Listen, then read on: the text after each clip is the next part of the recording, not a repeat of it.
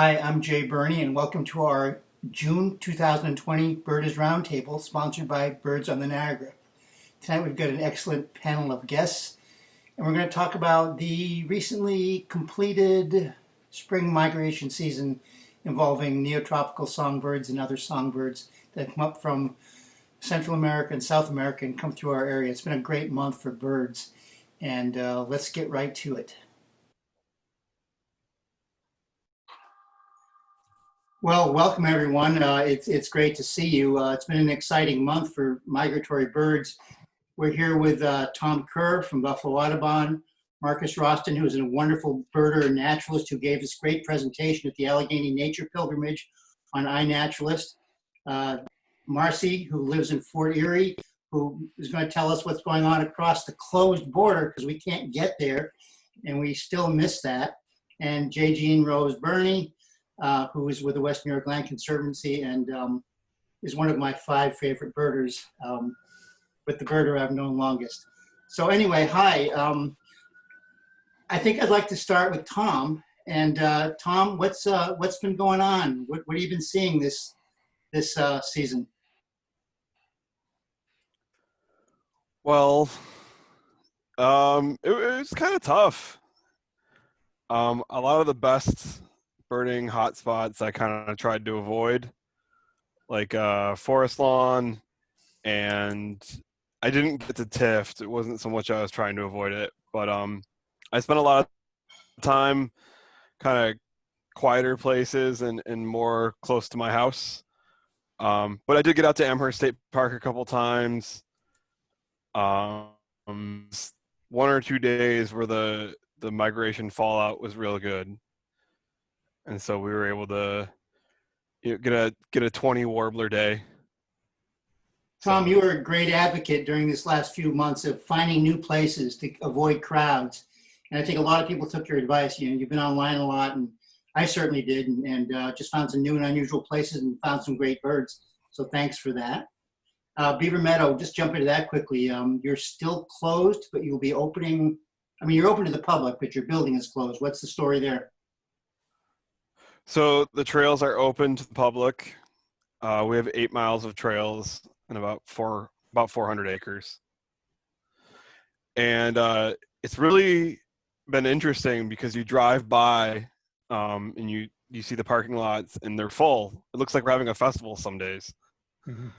But it's such a big preserve that people can really spread out. I stayed in the cabin with my family the other night and got up early to go birding and was like shocked to see other birders there at 7 o'clock in the morning. That's something I've never seen. So that was good. But the Nature Center itself is closed. We're looking to reopen it July 1st, kind of on a limited scale, that parts of it will be open, but not the whole building. So, Marcus, I really loved the iNaturalist presentation from the Allegheny Nature Pilgrimage.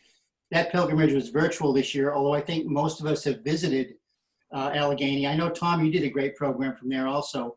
Thank you. What's up, Marcus? What you've been seeing? What's been exciting for you this last month? Yeah, like we've been talking about, I've also been, trying my best to get to places that are off the beaten path and try and bird, closer to home.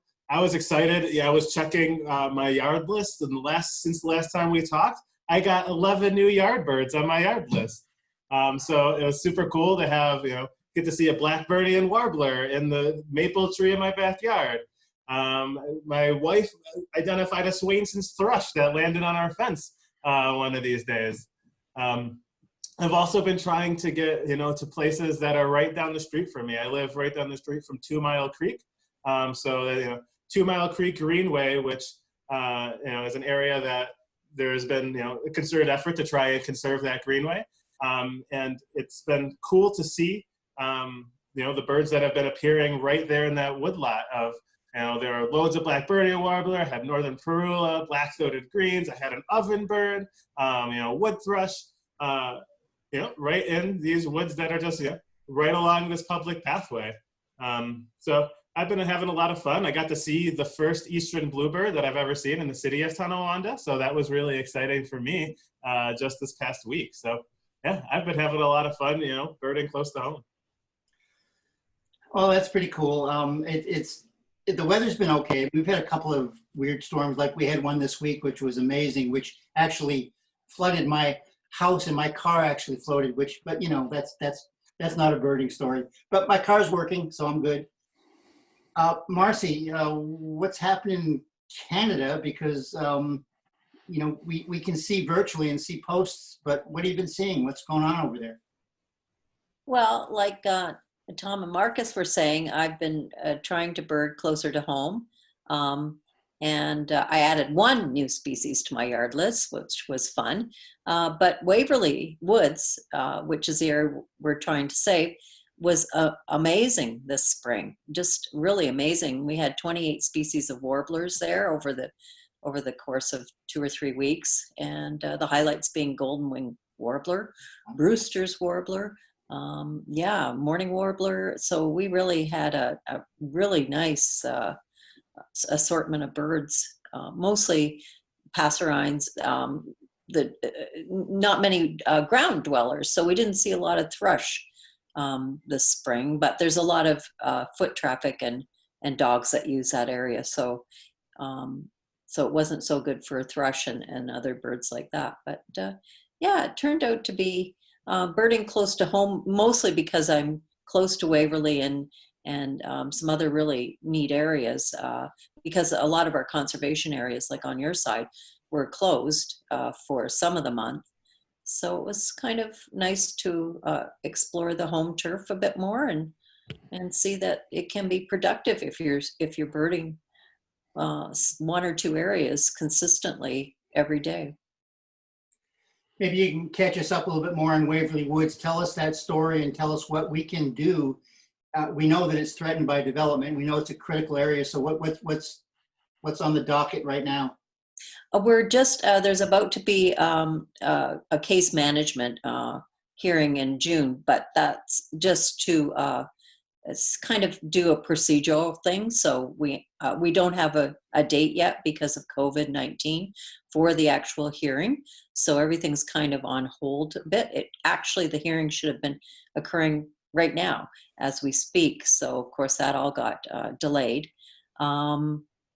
But it really wasn't, with all the birds that were showing up at Waverly, and of course with eBird and everything, people were made aware of what was at Waverly this year. I think it was more on their radar because of COVID-19 and looking for places where they could go and bird. Now it is no trespassing, so many of us, like myself, were just birding from the perimeter, but even so, we did very well.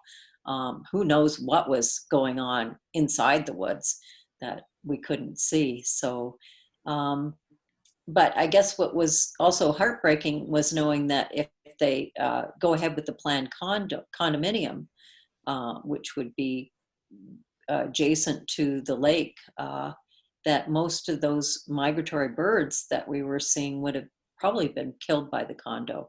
As we know, there's, it's a serious problem with high rises, and the lights attract the migratory birds and they come down and strike the building. And actually a couple of days, we were actually, one day I remember it was kind of foggy, we were actually seeing the birds come in off the lake and landing in the trees in groups of birds. So it was pretty exciting to see that.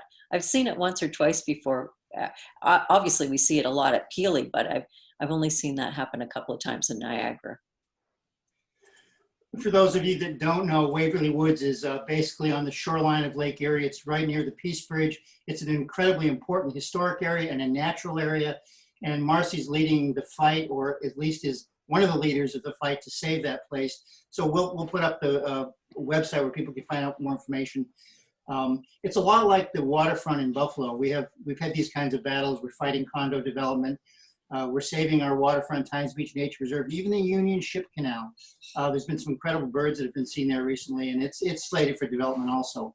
So we're all in a good fight, and thank you, Marcie, for bringing us the attention of what's going on over there in Fort Erie, which is so close to us and so important to us that love birds in the Niagara.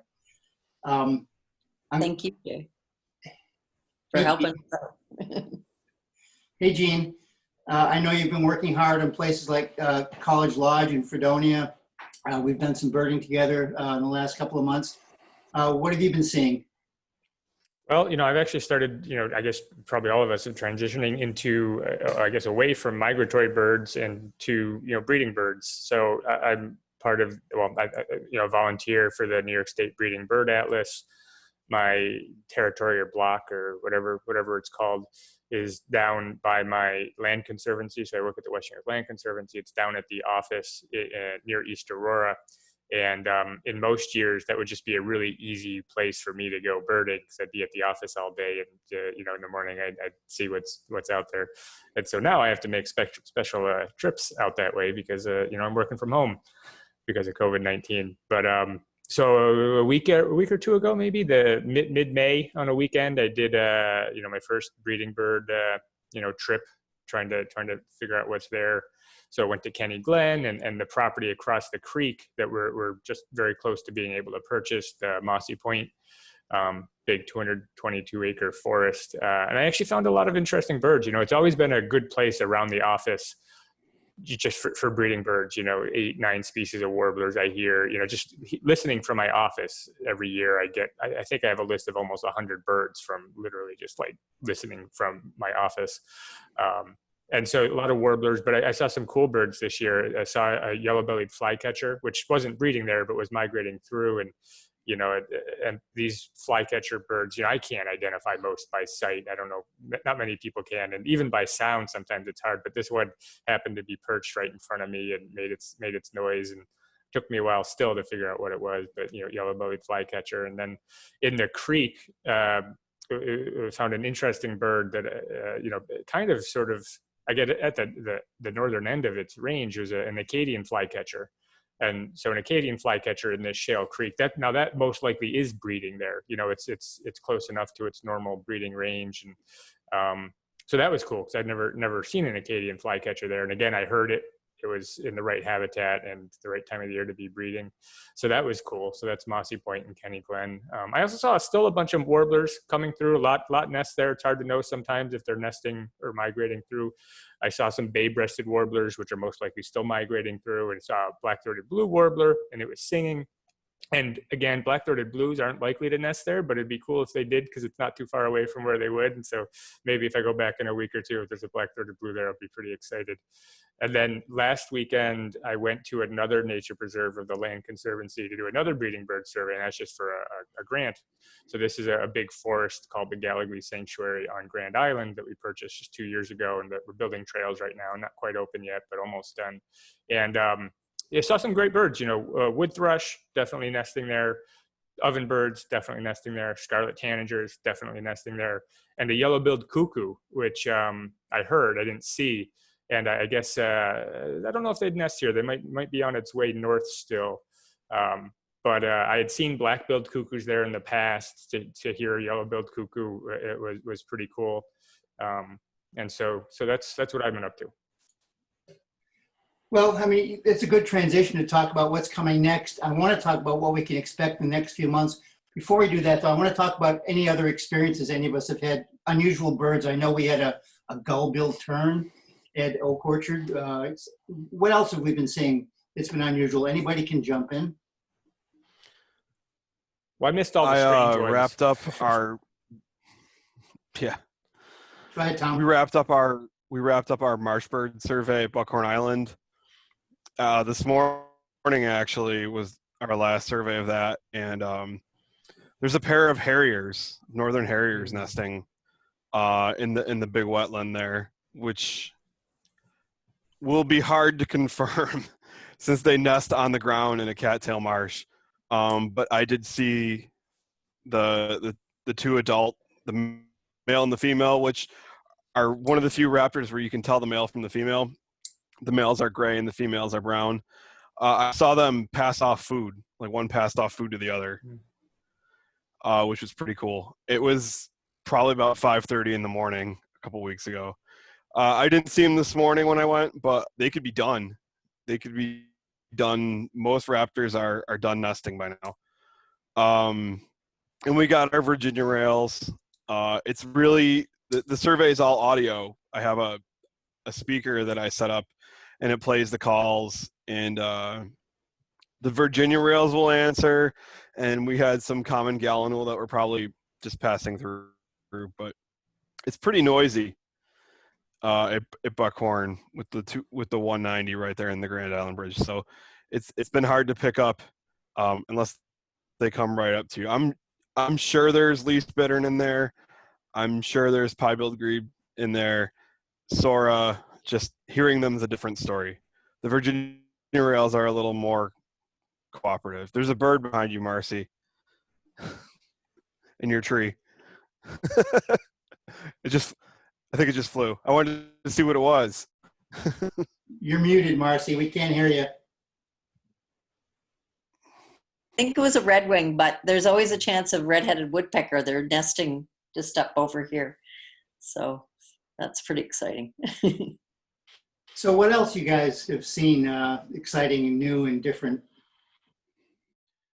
Well, it was exciting to see the pelican, the white pelican that visited the Niagara River a couple of weeks ago. That was spotted right off at East River Marsh at Beaver Island, and it was looking like everyone was able to get a bunch of views of that. And it's always fun, to see when the pelican comes to town, and hoping that they start to expand their range eastward and maybe start hanging out at this end of the lake too. When I saw it, I saw it in the marsh, then I saw it go land by Motor Island, and I keep a list for the town of Tonawanda where I live, and so being able to drive back over the bridge into Tonawanda and see it from Tonawanda and count it for Tonawanda as it flew off from Motor Island towards Strawberry Island, which is part of the town of Tonawanda. That's got to be the best bird I've seen in Tonawanda. Well, not best, but most unusual, hardest to find that I've seen here. So that was fun. I'm pretty easy. I get entertained easily, and one of my favorite things that I saw this spring was a pair of northern flickers, and they were at Times Beach, and they landed right in front of me, and they were displaying, and they're putting their wings up in these incredible yellow flashes, and they're spreading their tails, and it was just mesmerizing and beautiful. And they flew around, and I'm assuming they've mated. But it was awesome to see these fairly common birds doing this display. Well, I had fun with it. I had fun with a northern flicker doing its drilling on top of my chimney this past season. I would start visiting about once a week and start scaring all of my cats into a frenzy as it's drilling on that metal and waking everyone up in the house. So I've also been enjoying the flickers this year. Tom, I know that one of the things you mentioned was the noise that was happening at Buckhorn. And people don't recognize how much noise pollution affects birds, both in our observation, how they communicate with each other. And Buckhorn Marsh, under the Grand Island Bridge, a few years ago, they were repainting the bridge. It was deafening there. And the same thing happens often at Times Beach, whether it's construction on the Skyway or the concerts downtown. So we've got to be aware of that kind of pollution also that affects not only breeding birds, but reptiles, amphibians, and even insects. Anybody else got any good stories? We've got about 10 minutes, and I want to spend some of that time just talking about what we can expect this month. But if anybody else has got another story about what's been happening this spring, now's the time to tell it. We did our birdathon for Buffalo Audubon, and we had 137 species on May 16th. And so we started at Beaver Meadow, and we made our way up towards Lake Ontario through the Iroquois Wildlife Refuge, and that was our best year so far. We were able to get, it's hard. You got to like catch the things that are leaving and the things that are coming at the same time to get a high number like that. But probably the highlight of that was we had a cerulean warbler just kind of land right over us. I was able to get my phone and my binoculars on it and get kind of a neat picture of it. We had we had sandhill cranes, prothonotary warbler. We found a prothonotary warbler nest that was kind of fun too. There's a spot along in Meadville Marsh in the Tonawanda Wildlife Management Area, and it's a well-known spot for prothonotary warblers. We're kind of just spread out looking for anything. There were lots of other warblers, yellows and palms singing, and I got a quick look at a prothonotary warbler fly off with a beak full of leaves or whatever, and it disappeared. I didn't see where it went. And we're all standing there, trying to be distant. We're all standing there with our binoculars trying to see, where it went. Like, is it going to come back? And then two of them came back, got another beak full each of leaves, and then flew to like the obvious nest box that was like right there that none of us saw, but it was right there in front of us on just the other side of this little canal. It's like, oh, there they are. So that was good. But it's starting, like you said, starting to be the time where we're just looking for, where they're nesting. Marcie, I've been following you on social media, and you've been talking a lot about Peely. You must miss that terribly.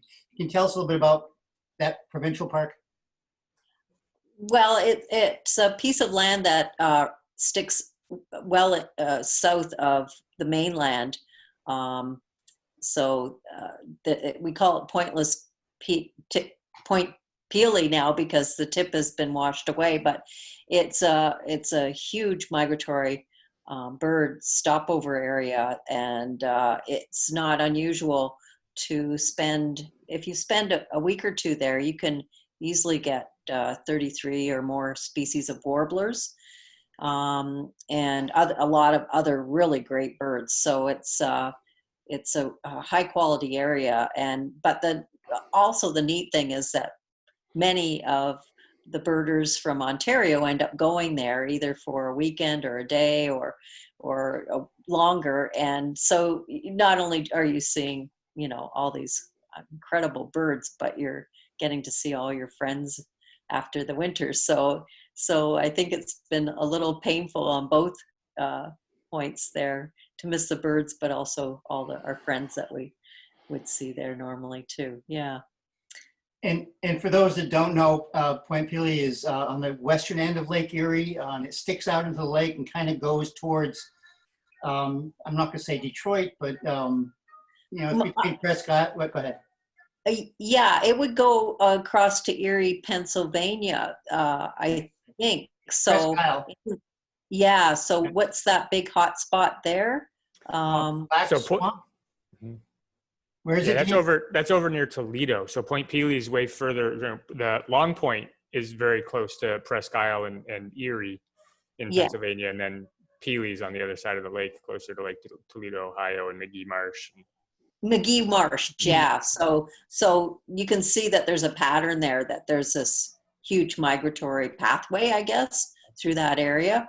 And with Peely, if they overshoot McGee or that area, then they end up landing at Peely. And in fact, on some days you can see them do reverse migration.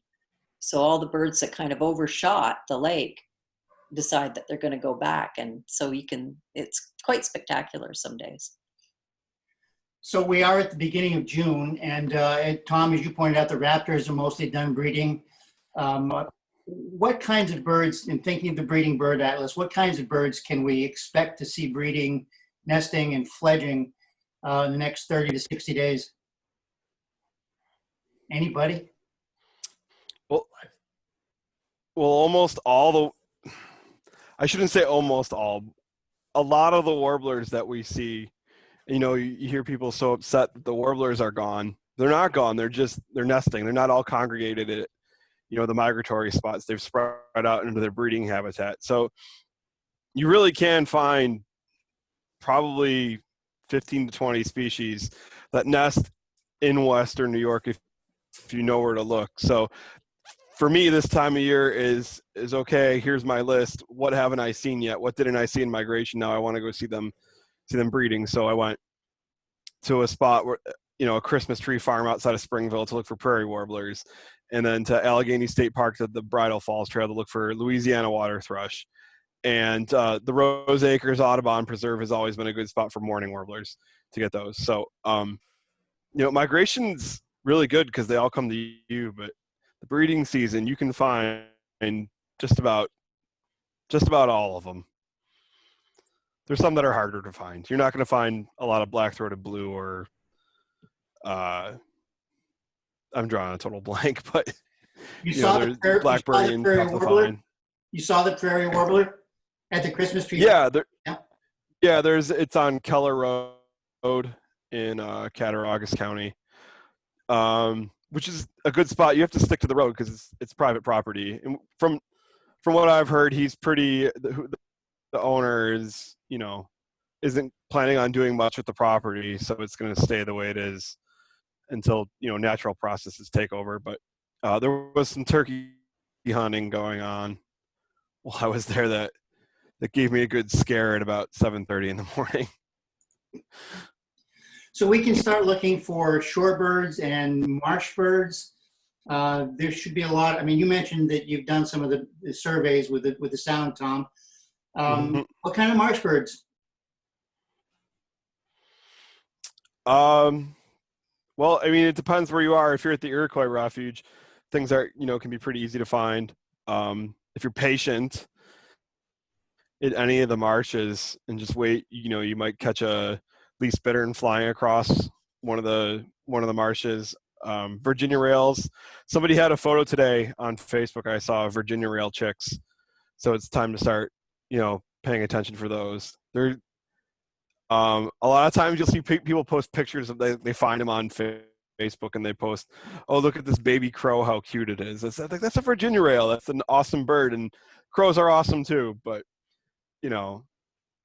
so those can be tough to find though, because I feel like all the wetlands and marshes are a little behind on their vegetation right now. The cattails from last year are still taller than the ones from the, you don't see the new growth overtaking the old growth yet in a lot of places. So I feel like it's a little behind. So it might be a good time to see, chicks and things like that. But, in a few weeks, it's going to be so hard to see. You're just going to have to be patient and lucky. Well, I've been enjoying looking up lately too and seeing things like chimney swifts and nighthawks. Those are incredibly challenged birds, like many of our birds are. So, but they're here and we can see them. And I really want to thank all of you for all of your work. We're getting to the end of our time here now. You've all got, Tom, Buffalo Audubon, JG in West New York Land Conservancy, Marcie, great spots to look at. Marcus, I know you're working for who? Western New York PRISM, the Partnership PRISM. for Regional Species Management. PRISM, yes, thank you.